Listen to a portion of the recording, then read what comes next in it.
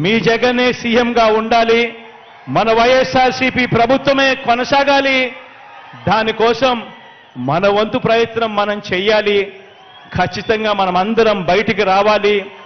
ఈరోజు జగనన్న ఒక్క దేవుడిని మనల్ని మాత్రమే నమ్ముకున్నాడు. జగనన్నకు తోడేళ్ల మద్దతు లేదు, నక్కజిత్తులు చేసే అలవాటు లేదు, మోసం చేసే అలవాటు లేదు, అబద్ధాలు చెప్పే అలవాటు లేదు మీ జగనన్నకు అని ప్రతి ఇంట్లోనూ చెప్పండి.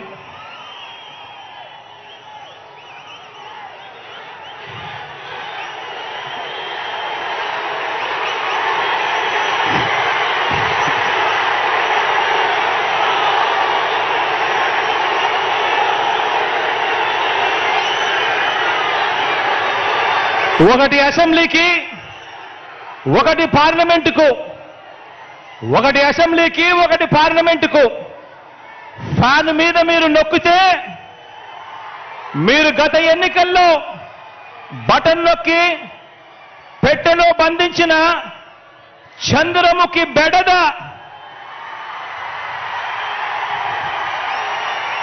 చంద్రముఖి సినిమా చూసారా?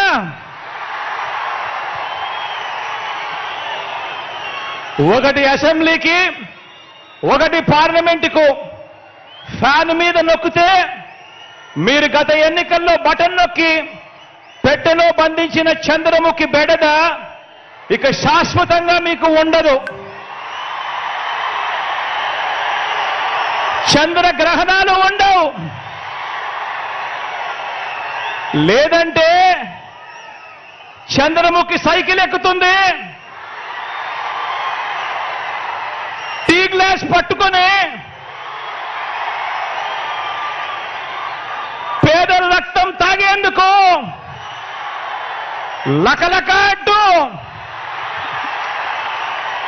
ఇంటింటికి వచ్చి అబద్ధాలతో మోసాలతో ఒక డ్రాకులా మాదిరిగా మీ తలుపు తడుతుంది. గడప గడపలోనూ కూడా, ప్రతి ఇంట్లోనూ కూడా ఆ ప్రతి అక్క చెల్లెమ్మకు చెప్పండి, ఆ ప్రతి అవ్వాతాతకు చెప్పండి, ఆ ప్రతి అన్నతమ్ముడికి చెప్పండి. మరో విషయం కూడా మీరు గమనించండి, మరో విషయం కూడా గమనించండి.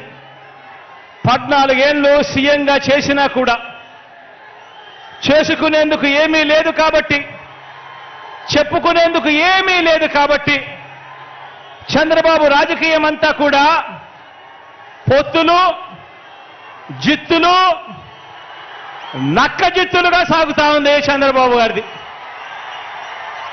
14 ఏళ్ళు ముఖ్యమంత్రిగా పరిపాలన చేసి నేను ఇది చేశా అందుకే నాకు ఓటేయండి అని చెప్పి అడగాల్సిన పొజిషన్లో ఉన్న 14 సంవత్సరాలు ముఖ్యమంత్రిగా చేసిన వ్యక్తి చెప్పుకునేందుకు ఏమీ లేదు కాబట్టి రాజకీయాలన్నీ కూడా వాళ్ళయి పొత్తులు, జిత్తులు, నక్క జిత్తులతో సాగుతా ఉంది. ఈ మధ్య ఈ చంద్రబాబు గారికి ఎన్టీ రామారావు గారు గుర్తుకొస్తా ఉన్నాడు. వెన్నుపోటు పొడిచేది ఆయనే, మళ్ళీ ఎన్నికలప్పుడు ఎన్టీ రామారావును గుర్తు తెచ్చుకునేది ఆయనే. ఈ మధ్యకాలంలో ఆయన అంటా ఉన్నాడు, తెలుగుదేశం పిలుస్తోంది రా కదలి రా అని చెప్పి అంటా ఉన్నాడు, పిలుస్తా ఉంది. ప్రజల్ని కాదు పార్టీలను పిలుస్తా ఉన్నాడు, దత్తపుత్రుడిని పిలుస్తా ఉన్నాడు. నేనిచ్చే ప్యాకేజీ కోసం రా కదలి రా అని చెప్పి దత్తపుత్రుడిని పిలుస్తా ఉన్నాడు. వదినమ్మను పిలుస్తా ఉన్నాడు. కమలం పార్టీలో చేరి అక్కడ నా మనిషిగా రా కదలి రా అని చెప్పి వాళ్ళ వదినమ్మను పిలుస్తా ఉన్నాడు. రాష్ట్రాన్ని అన్యాయంగా అడ్డగోలుగా విడగొట్టిన రాష్ట్ర ద్రోహుల పార్టీని వైఎస్ఆర్ గారి మరణం తర్వాత ఆయన పేరును కూడా అన్యాయంగా ఛార్జ్షీట్లో పెట్టిన నమ్మక ద్రోహుల పార్టీని 4 ఓట్లు చీల్చినా చాలు నువ్వు కూడా రా, కదలి రా అని చెప్పి చంద్రబాబు నాయుడు గారు పిలుస్తా ఉన్నాడు. అసలు బాబుకి, దత్తపుత్రుడికి, వదినమ్మకు, చంద్రబాబు బ్యాచ్కి ఈ స్టేట్కి వారికి సంబంధమే లేదు. ఈ రాష్ట్రానికి వారికి సంబంధమే లేదు.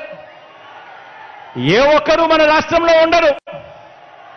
వారంతా కూడా నాన్ రెసిడెంట్ ఆంధ్రాస్.